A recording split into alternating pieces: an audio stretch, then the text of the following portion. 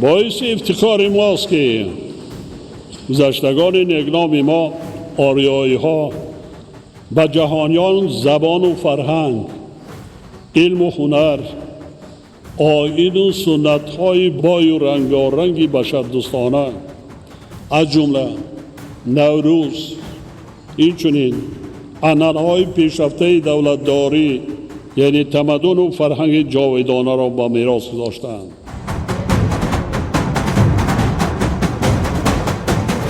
نوروز آینه دلها، پیغام نور و صفا و شادی و نشاطی به انتهاست که با آمدنش همه جا را منور از فیض فرخندگی می کند.